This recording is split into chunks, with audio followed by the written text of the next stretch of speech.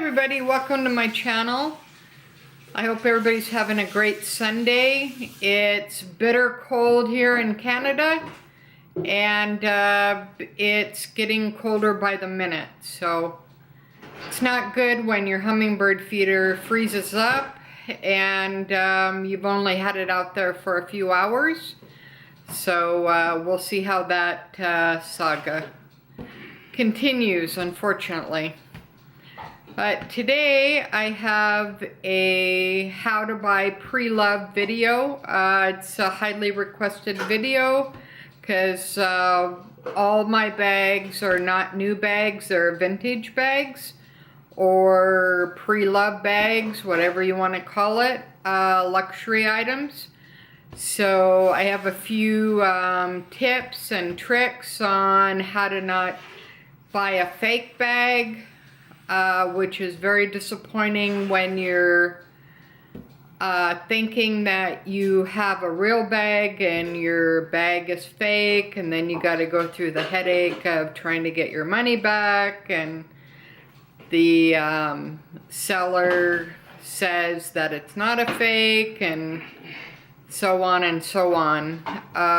For example, one of my bags that I bought I thought was real and it was a fake. It took over a month to get my money back. At least I did get my money back because I had to show proof that the bag was fake. So, you know, it's just kind of a headache.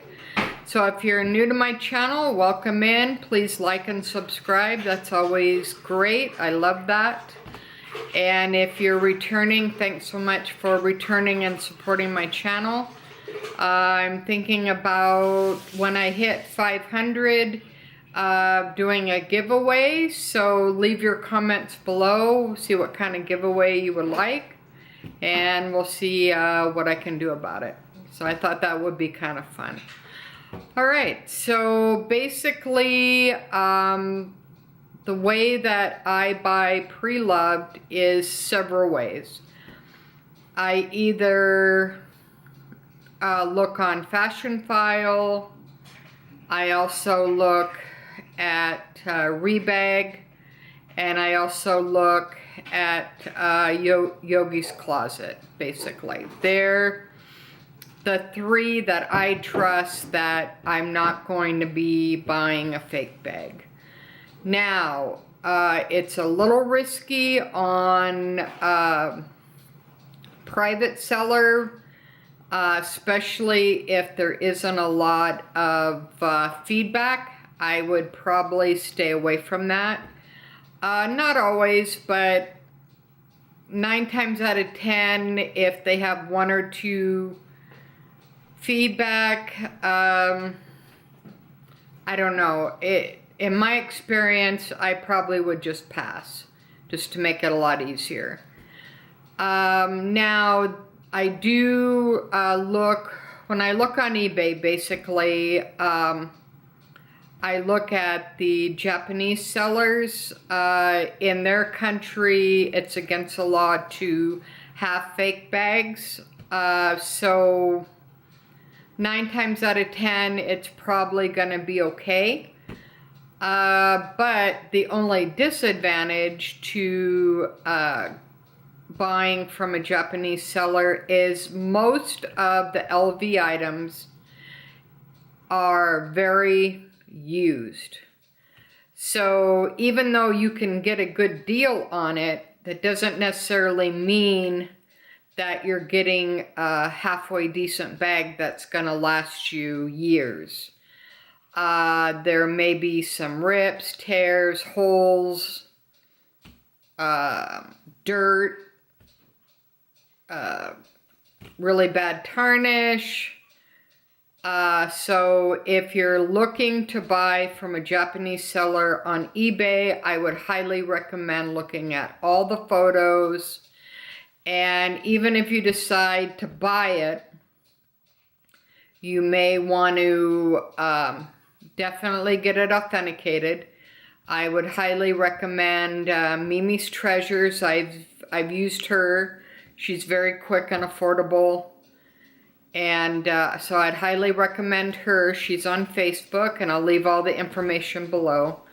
And also ProAuthenticators. I've used them also. They're very good. They're very quick as well and affordable. Basically, you don't really need a written letter unless you want one. It's more if you want that. But for my peace of mind, a verbal is fine. And then I just take a picture of if it's real or not, and then I print it out. So in case I decide to resell it, at least I have that and it shows that it is a real item. So it's just a lot less of a headache, plus you're saving quite a bit of money by just doing the verbal. So I would probably go that route. It just makes it easier. All right, so I'll list all the information below. And I hope this is helpful. I don't want to drag it out. Basically, LV, you want to make sure that you have a date code. You want to make sure that you have lots of pictures. You don't necessarily have to have a box or a dust cover. That's fine. You can get that later if you want, or whatever you want, basically.